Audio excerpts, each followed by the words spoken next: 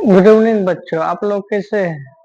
आपकी तैयारी तो बहुत अच्छी चलती होगी। तो इसीलिए मैं आप लोगों के लिए आए हैं कि कौन कौन सा क्वेश्चन पढ़ना है जो कि बोर्ड एग्जाम में आवे। एक क्वेश्चन आज मैं आप लोगों को बताते हैं। फर्स्ट क्वेश्चन है कि रेड डाटा पुस्तक किसे कहते हैं? रेड डाटा जो एक पुस्तक का नाम है, इसके बारे में जानते हैं कि रेड डाटा पुस्तक क्या है। विलुप्त होते जीवा विलुप्त होते जीवों की प्रजातियों की जानकारी के संबंध में IUCN ने एक पुस्तक का प्रकाशन किया जिसे रेड डाटा पुस्तक नाम दिया गया है। कहता है विलुप्त होते जीवों की प्रजातियों की जानकारी, जो जीव विलुप्त हो चुका है उसके बारे में जानकारी के संबंध में IUCN एक पुस्तक प्रकाशन किया जिसे रेड डाटा पुस्तक नाम दिया गया है। इस पुस्तक का प्रथम प्रकाशन 1 जनवरी 1972 में हुआ था। इस पुस्तक का जो पहली बार जो इसका प्रकाशन हुआ था हमारे देश में 1 जनवरी 1972 में हुआ। नेक्स्ट क्वेश्चन पढ़ना है मानव शुक्राणु की संरचना। ये 5 नंबर में आता है। तो फर्स्ट शुक्राणु के भाग कौन कौन से हैं? पहला है शीर्ष, दूसरा है ग्रीवा, तीसरा है मध्य भाग, चौथा है पूछ। पहले भी आप लोगों को हम बता चुके हैं शुक्राणु के कौन कौन। ये हो गया यहाँ से यहाँ तक के शीर्ष के कहते हैं इसको। सभी का नाम दिया, इसको बोलते जीव द्रव्य कला। अंग्रपिंडक हो गया, केंद्र मुक्त गुणसूत्री पदार्थ, ग्रीवा, मध्यखंड,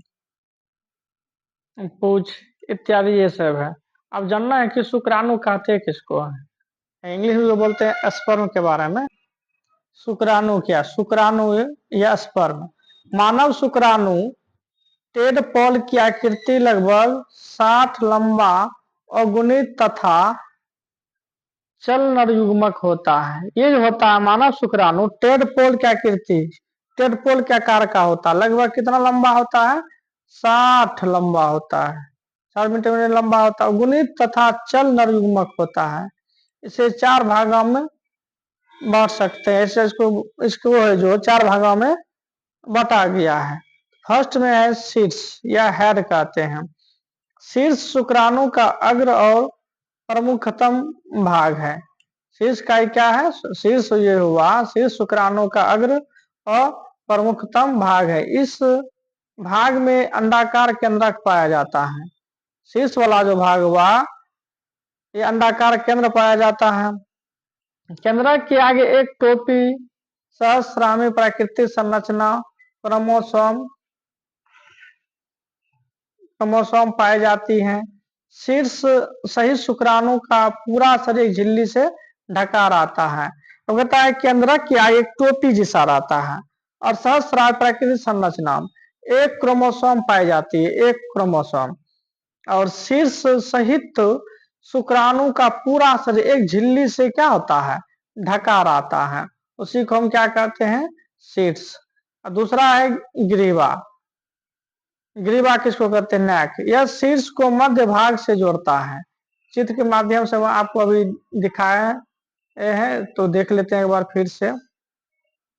ये देखिए ग्रीवा, यही हुआ ग्रीवा, यही हुआ ग्रीवा हुआ। ये इसमें कह रहा है कि यह शीर्ष को मध्य भाग से जोड़ता है। ग्रीवा हुआ जो ग्रीवा इस शीर्ष के मध्य भाग को क्या करता है? ग्रीवा जोड़ता है। इसमें एक जोड़ी सेंट्रिओल होते हैं। इसमें एक जोड़ी क्या होती है? इसमें से एक जोड़ी जो होती है सेंट्रिओल होती है। और पूछ का अक्ष तंतु सेंट्रिओल से निकलता। पूछ का जो अक्ष तंतु होता है किससे निकलता है? सेंट्रिओल से।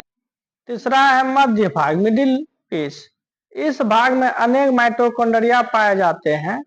इस भाग में जो मध्य भाग में अनेक माइटोकॉन्ड्रिया पाए जाते हैं। ये शुक्राणु को गति प्रदान करने के लिए ऊर्जा प्रदान करते हैं। शुक्राणु की क्या करता है ये मध्य भाग, शुक्राणु को गति प्रदान करने के लिए उसको ऊर्जा प्रदान करते हैं। 4 में है पूछ, पूछ किसको कहते हैं? यह शुक्राणु का अंतिम सबसे लंबा भाग है। यह शुक्राणु का अंतिम सबसे लंबा भाग है। यह शुक्राणु को गति प्रदान करता है। इसका अंतिम सिरा नग्न होता है। इसका सिरा नग्न होता है। इसका सिरा क्या, तो पूरा नग्न होता है, नग्न इसको कहते हैं। आपको हम चित्र के माध्यम से दिखाते हैं। ये भाग हुआ पूज, वही हुआ पूरा नग्न है यह भाग। आप समझ गए। नेक्स्ट क्वेश्चन पढ़ते हैं कि जीन की परिभाषा लिखिए, ये कहाँ पाए जाते हैं। ये बहुत इंपॉर्टेंट क्वेश्चन है, ये हमेशा पूछे जाते हैं। तो आप लोगों को हम बताते हैं जीन की परिभाषा क्या होती है। जीन या कारक जीन गुणसूत्र पर स्थित एक रचना है जो किसी अनुवांशिक गुण को पीढ़ी दर पीढ़ी हस्तांतरित एवं अभिव्यक्त करती है। यह वंशागति की इकाई है। जीन शब्द का प्रतिपादन जॉनसन ने किया था। देखिए जीन किसको कहेंगे, जीन क्या होता है, जीन या कारक बोलते हैं। जीन है जो गुणसूत्र पर स्थित एक रचना है, गुणसूत्र पर स्थित होता है जीन, जो किसी अनुवांशिक गुण को पीढ़ी दर पीढ़ी स्थानांतरित एवं अभिव्यक्त करती है। एक पीढ़ी से दूसरी पीढ़ी में क्या होती है, वे स्थानांतरित होते रहते हैं। और यह वंशागति की इकाई है। वंशागति इस तरह से इसका वंश इसका चलते रहता है। और जीन शब्द के प्रतिपादन जो किसने किया था, जॉनसन ने किया था।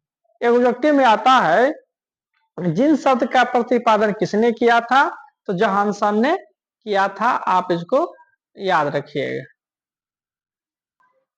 नेक्स्ट क्वेश्चन है कि एलील क्या है। एलील ये 2 नंबर में आता है। एक लक्षण की तुलनात्मक रूपों के जिस एलील कहलाते हैं। क्या कहते हैं, एक लक्षण की तुलनात्मक रूप के जिन्स एलील कहलाते हैं। अर्थात ये एक ही गुण के 2 अधिक विकल्प नियंत्रित करते हैं। एक ही गुण के क्या होते हैं, अधिक विकल्प को क्या करते हैं, नियंत्रित करते हैं। जैसे पुष्प का रंग लाल एवं सफेद, एक ही पुष्प है, कभी कभी आप देखेंगे कि एक ही पुष्प है, लेकिन किसी में देखिएगा कि लाल होता है, किसी में सफेद। तने की लंबाई, अब एक ही पौधा है, कोई पौधा क्या हो जाते हैं, लंबा हो जाते हैं, तो कोई पौधा बौना हो जाते हैं। तो ये किसका है, ये जीन एलील का है। एलील के कारण से ही ऐसा होता है। तो वही कहता है इसमें कि एक लक्षण की तुलनात्मक रूपों से जीन्स एलील कहलाते हैं। अर्थात एक ही गुण के 2 अधिक विकल्प नियंत्रित कर, एक ही गुण है लेकिन इसको क्या कर रहे हैं, नियंत्रित कर रहे हैं विकल्प को। जैसे पुष्प का रंग लाल एवं सफेद, तने की लंबाई लंबा एवं बौना। आप समझ गए।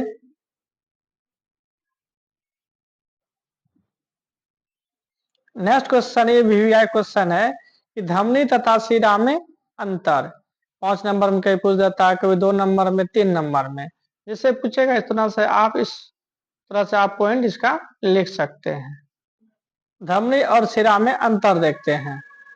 धमनी का फर्स्ट है पॉइंट, धमनियों की भित्ति लचीली एवं मोटी होती। जो धमनी होती है इसकी भित्ति उसकी क्या होती है, बहुत लोचदार होती है और कैसी होती है, मोटी होती है। शिरा, शिरा की भित्ति पतली एवं क्या होती है, लचीली होती है। इसमें चिली होती है, लिखा गया रंग है। शिरा की भित्ति है जो पतली और क्या होती है, लचीली होती है। दूसरा पॉइंट है धमनी का कि धमनियों में ऑक्सीकृत रुधिर होने के कारण ये लाल दिखाई देते हैं। धमनियों में जो ऑक्सीकृत जब होता है तो रुधिर होने के कारण ये कैसे दिखाई देते हैं, लाल दिखाई देते हैं। और शिरा, शिराओं के रक्त में CO2 की उपस्थिति के कारण ये नीली दिखाई देते हैं। और शिराओं में क्या पाया जाता है, शिराओं के रक्त में कार्बन डाइऑक्साइड, CO2 व कार्बन डाइऑक्साइड की उपस्थिति के कारण ये कैसे दिखाई देती हैं, नीली दिखाई देती हैं। तीसरा पॉइंट है कि धमनी में कपाट नहीं पाए जाते हैं। धमनी में जो कपाट नहीं पाए जाते हैं। शिरा में कपाट पाए जाते हैं। शिरा में क्या होती है? कपाट पाए जाते हैं। धमनी में रुधिर रुक रुक कर अधिक दाब से संवहित होता है। धमनी में रुधिर क्या होती है? रुक रुक कर अधिक दाब से संवहित होता है। शिरा में रक्त धीमी गति से निरंतर कम दबाव में प्रभावित होता रहता है। शिरा में क्या होती है? कम दबाव में क्या होती है? प्रभावित होते रहता है। धमनियों की गुहा सक्रिय होती है। धमनियों की जो गुहा होती है सक्रिय होती है और शिरा की गुहा चौड़ी होती है। धमनियों की गुहा सक्रिय होती है और शिरा की गुहा कैसी होती है? चौड़ी होती है। आप समझ गए। अगर इसका आप स्क्रीनशॉट लेना चाहते हैं तो ले सकते हैं। नेक्स्ट क्वेश्चन है एक्सोबायोलॉजी क्या कहलाती है? तो पृथ्वी की आंतरिक अन्य ग्रहों पर जीवन की संभावना से संबंधित अध्ययन करना एक्सोबायोलॉजी कहलाता है। कि पृथ्वी के अतिरिक्त अन्य ग्रहों पर जीवन की संभावना से संबंधित जो जीवन एक दूसरा ग्रह पर हो सके जीवन संभव, इसका अध्ययन करना ही क्या कहलाता है? बायोलॉजी कहलाता है। इसका मुख्य कारण यह है कि पृथ्वी की उत्पत्ति के समान अन्य ग्रहों की उत्पत्ति हुई। इसका मुख्य कारण क्या है? इसका मुख्य कारण यही कि पृथ्वी की उत्पत्ति जब हुआ था तो अन्य ग्रहों की भी उत्पत्ति हुई। तो किसी भी ग्रह पर जीवन की उत्पत्ति एवं उसके अस्तित्व के लिए वैसे ही दशाओं का होना आवश्यक है जैसे पृथ्वी की थी। नेक्स्ट क्वेश्चन है उत्पादक तथा अपघटनकर्ता में अंतर। इम्पोर्टेंट क्वेश्चन है ये। उत्पादक और अपघटनकर्ता क्या है? इस प्रकार संश्लेषण की क्रिया द्वारा जटिल कार्बनिक यौगिक का निर्माण करते हैं। अपघटन में ये जटिल कार्बनिक पदार्थ को सरल पदार्थ में तोड़ते हैं। समझते हैं इसको फिर से। प्रकाश संश्लेषण की जब क्रिया होती है तो इसके द्वारा क्या होती है? जटिल जो कार्बनिक यौगिक का क्या होता है? निर्माण होता है। और जटिल कार्बनिक पदार्थ को क्या करता है? ये सरल पदार्थ में तोड़ते हैं। बोरा हार्ड होता है कार्बनिक पदार्थ, इसको क्या कर सरल पदार्थ में तोड़ते हैं। वह अपघटन करता हुआ। नेक्स्ट पॉइंट है इसका, ये स्वपोषी होते हैं, ये विषम पोषी होते हैं। ये खाद्य श्रृंखला का प्रारंभ करते हैं। इसमें क्या होती है? जो खाद्य श्रृंखला का क्या करते हैं? प्रारंभ करते हैं। ये खाद्य श्रृंखला का समापन करते हैं। तो एक खाद्य श्रृंखला में ऊर्जा का प्रभाव शुरू करते हैं। एक खाद्य श्रृंखला में ऊर्जा का क्या करते हैं? प्रभाव शुरू करते हैं। ये ऊर्जा का प्रभाव को वायुमंडल में मुक्त करते हैं।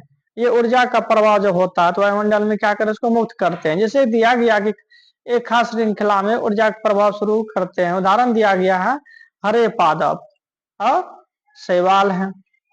उसमें हो गया जीवाणु, कवक, सूक्ष्म जीव हो गया। ये ऊर्जा प्रभाव को मंडल मुक्त कौन करते? जीवाणु हो गया, कवक हो गया और सूक्ष्म जीव हो गया। आप समझ गए। और फिर से देख लेते हैं। उत्पादक अपघटनकर्ता इस प्रकार संश्लेषण क्रिया द्वारा जटिल कार्बनिक यौगिक का निर्माण करते हैं। ये जटिल कार्बनिक पदार्थ को सरल पदार्थ में तोड़ते हैं। दूसरा, ये स्वपोषी होते हैं, ये विषमपोषी होते हैं। एक खास श्रृंखला का प्रारंभ करते हैं, एक खास श्रृंखला का समापन करते हैं। एक खास श्रृंखला में ऊर्जा प्रभाव शुरू करते हैं। ये ऊर्जा का प्रभाव को मंडल में मुक्त करते हैं। एग्जाम्पल के माध्यम से समझ सकते हैं। हरे पादप, शैवाल, ये क्या हो गया? इसमें जीवाणु, कवक, सूक्ष्मजीव इत्यादि।